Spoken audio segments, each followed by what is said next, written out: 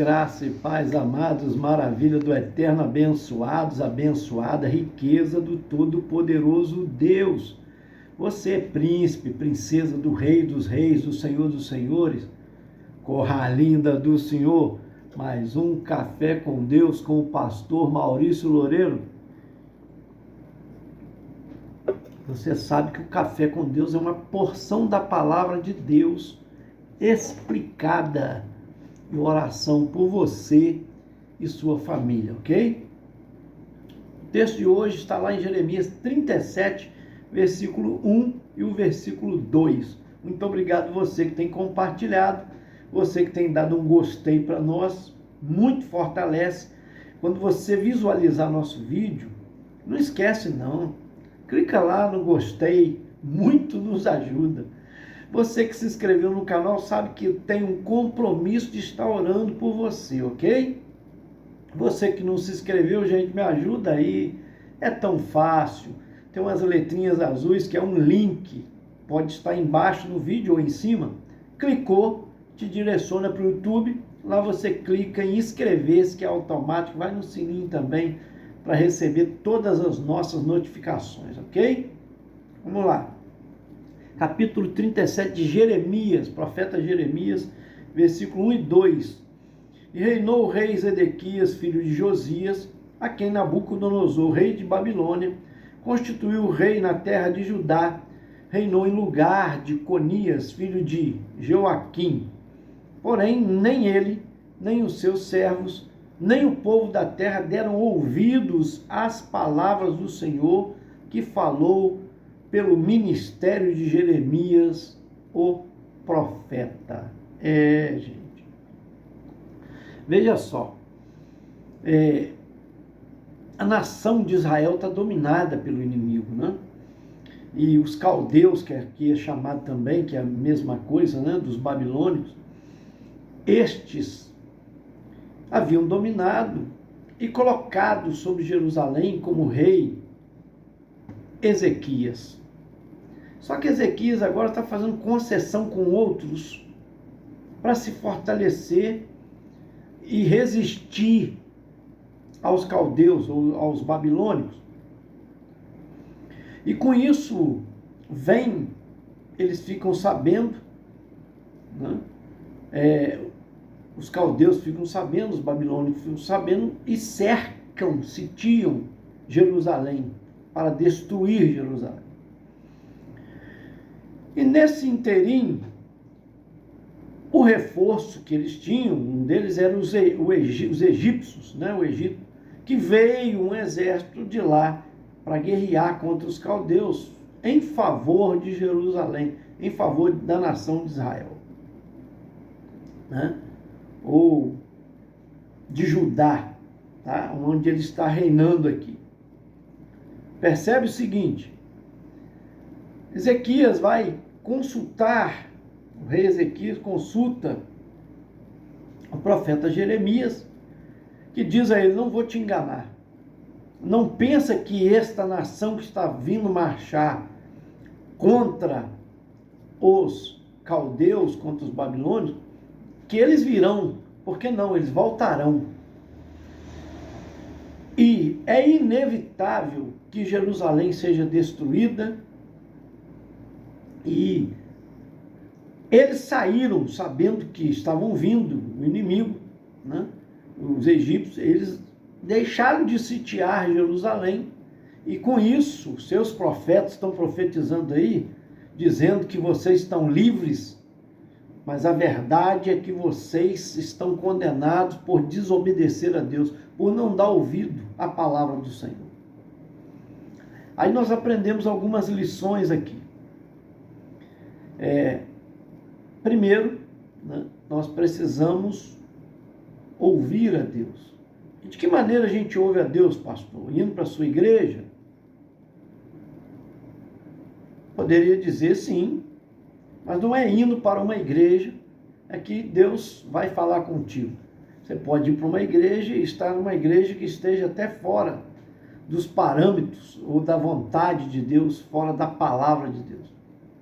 Como saber, então? A palavra, a Bíblia Sagrada. ela é a nossa bússola, ela é o nosso manual, o manual de Deus para nós, de quem somos, da onde viemos, a nossa origem, por que estamos aqui, para onde vamos, certo?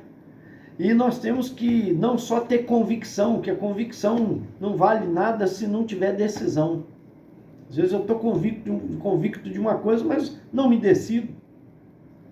Você precisa decidir em obedecer a Deus, em guardar os seus mandamentos, em acatar aquilo que Ele tem ensinado. Claro que nós precisamos de uma igreja, sim, mas uma igreja que pregue a palavra de Deus. Aí sim, como que eu vou saber que aquela igreja é certa, pastor, ou que a sua igreja é certa? Se ela estiver pautada dentro da palavra de Deus. Amém? Bíblia, Sagrada Escritura, oração. A Bíblia é o único livro que o autor está presente quando você está lendo. Quando você lê um livro, né, eu mesmo até comentei isso no café passado, lendo um livro que é uma bênção, né, Relacionamentos Perigosos, Síndrome do Beta, tá? De André Ricardo. Estou lendo, eu comecei a ler, já li algumas páginas, né? Comecei a ler esse livro ontem, já estou na página 51. Ele tem aí umas 200 páginas, 203 páginas, já li um quarto do livro, né? Eu acabo lendo aí em 4 dias, acabo lendo, porque eu amo leitura. Então, assim como eu leio as Escrituras todos os dias, por isso que eu compartilho com você. O que nós aprendemos pela palavra de Deus? Que o autor deste livro se faz presente quando eu leio. Quando eu leio esse livro aqui, o autor dele não está presente para me tirar dúvidas se eu tiver alguma dúvida. Por exemplo, André Ricardo, né? Parece que mora lá em São Paulo, exemplo. Né? Ele está lá, eu estou aqui, eu não tenho contato dele. Agora aqui, quando eu leio as Escrituras, ela traz consigo o autor, que é o Espírito Santo, porque toda a Escritura é divinamente inspirada. Divinamente, quer dizer, Deus é quem inspirou os profetas, os autores, né? Os escritores, como foi o profeta Jeremias aqui, né? E outros mais que escreveram, cerca de 40 homens escreveram a Escritura. Então, mas eu tenho aqui o autor, porque escritor é uma coisa, autor é outra, né? Alguém pode escrever, mas quem está ditando é outro, é o Espírito Santo que inspirou esses homens.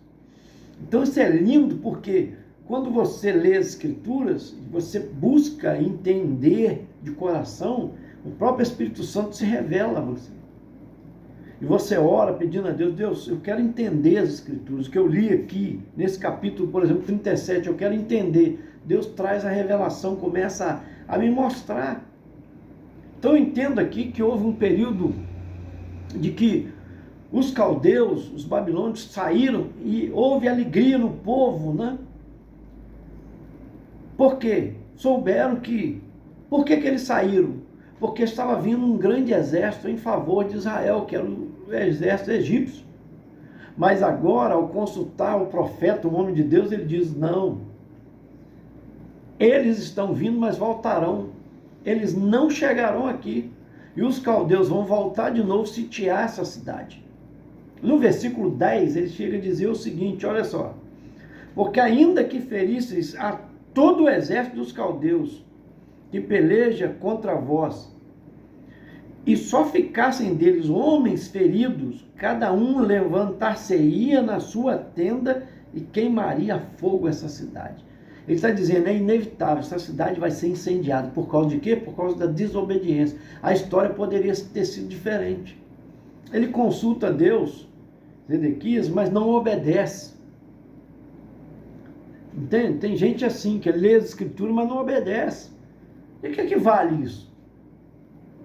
Eu já disse isso, não adianta, tem gente que quer conhecer, pastor, eu queria conhecer Apocalipse, eu queria conhecer tantas coisas da Bíblia. Eu falo, não é do muito conhecer, é do que você conhecer, é obedecer. Não adianta você ser professor de Bíblia, né? Um teólogo.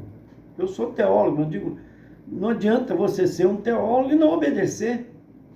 De que vale a teologia se não há obediência?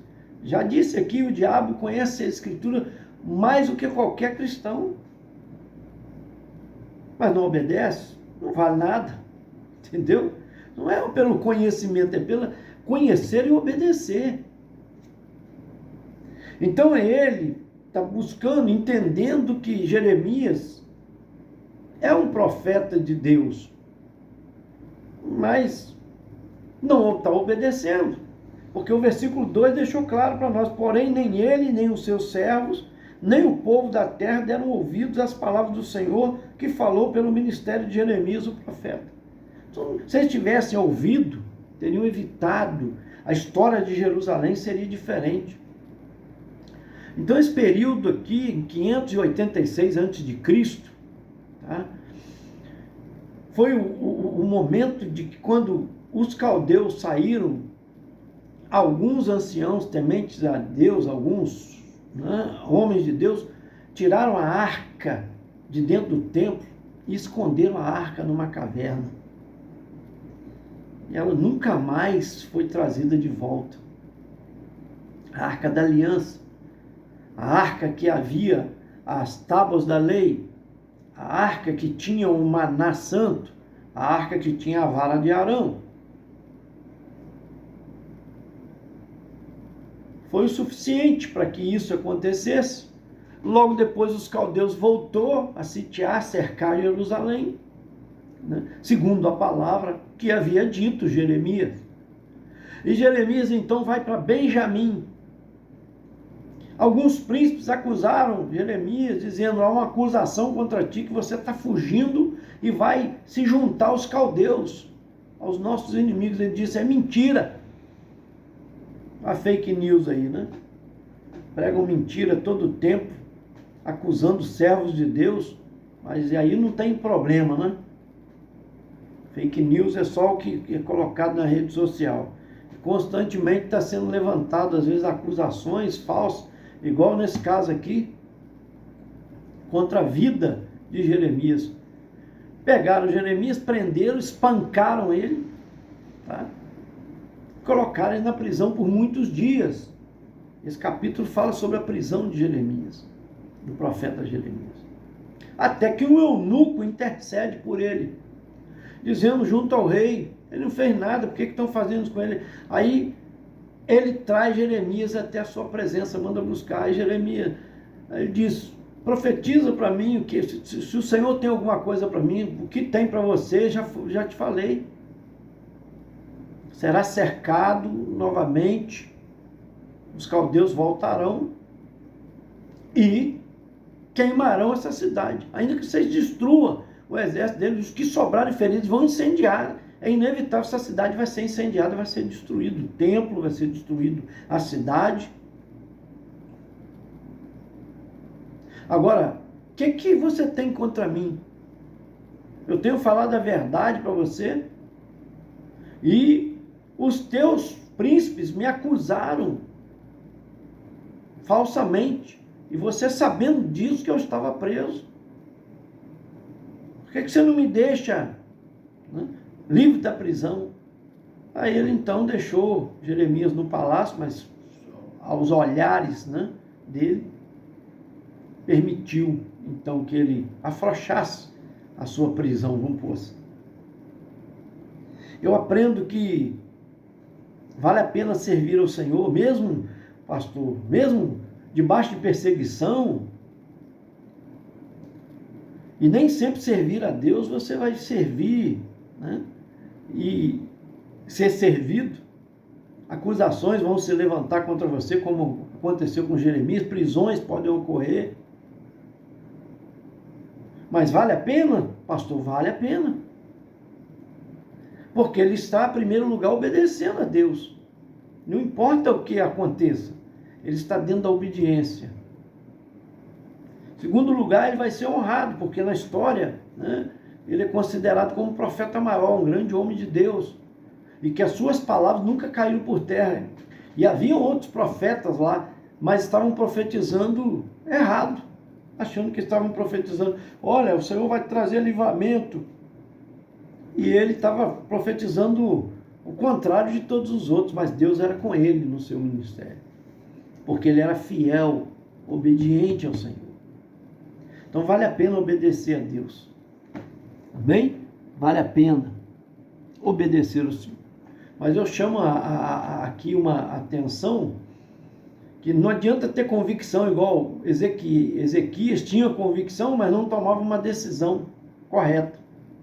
Tem muita gente que, né, tem convicção que Deus é o Senhor dos céus e da terra, que é Salvador, mas não tomou uma decisão. E por causa disso estão sofrendo consequências. Igual Ezequias, sabia que Jeremias era profeta, ouviu ele, depois chamou ele à parte para ouvir novamente. Ele tinha um respeito por ele e o entendimento que ele era um homem de Deus, mas não tomou decisão. Quantos hoje estão sofrendo, né? Aí por não tomar uma decisão favorável, ou seja, em favor do reino de Deus, em favor de servir a Deus. Ficaram só com a convicção sem tomar decisão. Tem um monte de gente aí assim, não é verdade? Sofrendo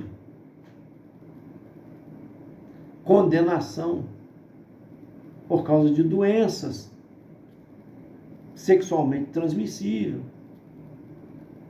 outros doenças pulmonares, porque não tomaram a decisão, sabendo que Deus é libertador, às vezes continua fumando. Outros sabendo que Deus é libertador, que é Senhor, Ele que está certo, a palavra dele está certa, mas estão na promiscuidade sexual e estão sofrendo uma doença transmissível, sexualmente transmissível, e às vezes até uma doença condenável, a morte. Outros destruíram o seu casamento foram destruídos por causa de quê? De não tomar uma decisão, de dizer não ao adultério, ou dizer não ao eu, por causa do orgulho, a soberba, não querer dar o braço a torcer. Casamentos são dissolvidos, destruídos. Tinha convicção, mas não tomou decisão. E outros, infelizmente, não conhecem ao Senhor.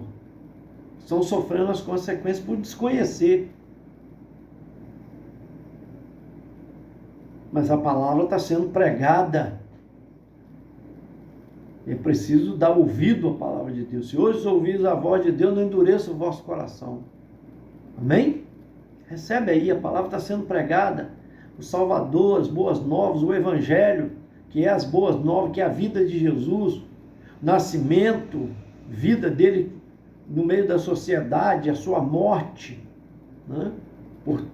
Foi traído, vendido, acusado injustamente, chicoteado, coroado com coroa de espinho, clavado as mãos e os pés, sendo crucificado. Mas era sacrifício de Deus por nós, para nos salvar. Quantos conhecem essa história, mas não tomaram a decisão de estar ao lado do Senhor? E quantos desconhecem, acham que estão fazendo certo? Não, eu vou aproveitar minha vida, eu vou viver, porque não conhece o Evangelho, que precisa ser divulgado. Amém? Então eu convido a você a sair da sua convicção e dar um passo além na decisão de pregar o Evangelho, na decisão de fazer conhecido o nome do Senhor, o destino das pessoas, que elas também precisam tomar uma decisão ao lado do Senhor, para serem salvas, receber de graça a salvação, mas uma decisão de estar ao lado dele, obedecer a sua palavra. Que Deus te abençoe e eu quero orar por você. Pai Todo-Poderoso, Senhor dos céus e da terra, essa vida que está ao alcance, recebendo a tua palavra nesse café com Deus, que é uma porção da palavra de Deus explicada. orando agora, estamos, ó Deus, por ele, por essa pessoa e pela sua família, todos que estão, ó Deus, encarcerados, todos que estão no hospital, no leito de dor, em nome de Jesus, nas clínicas, nas casas, ó Deus, de recuperação, nas escolas educativas, colocamos nas tuas mãos, meu Pai, em nome de Jesus. Todos os caminhoneiros também, nós temos vários grupos de caminhoneiros aí, colocando nas tuas mãos. Colocamos nas tuas mãos também José Maria Tuquinha e família, a Camila e o Reinaldo, em especial a Júlia Vilela, meu Pai, sua filha. Deus abençoa, dá graça, dá saúde a tua filha, em nome de Jesus. A Nelma Comaru e família, lá de Pernambuco, filhos e netos. Jorge Luiz Rodrigues e família. Alcina Lúcia, minhas primas, Yolanda Pinho, lá de Vicente Carvalho, toma nas tuas mãos. Deus, toma a vida da Yolanda em especial. Se ela for preciso passar por uma cirurgia, nós colocamos nas tuas mãos, poderosa. O Senhor é o médico dos médicos. Pastora Rosaura Marques também, família, coloco nas tuas mãos. Helena Guerra e família. Oro também, ó Deus, agradecendo pedido de oração do pastor Luiz Penido pelo seu irmão, pastor Reginaldo, que passou por uma cirurgia, está bem, louvado seja o teu nome, que o Senhor esteve com ele. Colocamos nas tuas poderosas mãos também a Gessiane Guimarães e família, dá saúde à tua filha e paz para ela. Oramos também pela Maria Aparecida Miguel Figueira e família, e a Marília Nascimento e família de Nova Iguaçu, Rio de Janeiro, em nome de Jesus. Eu me lembro também, ó Deus, do DJ Ronaldo Pitbull, a sua mãe também, está sempre ligada conosco, abençoa essa família, em nome de Jesus, amém. Esse foi mais um Café com Deus, gente, senta o dedo aí, vamos compartilhar bastante, tá?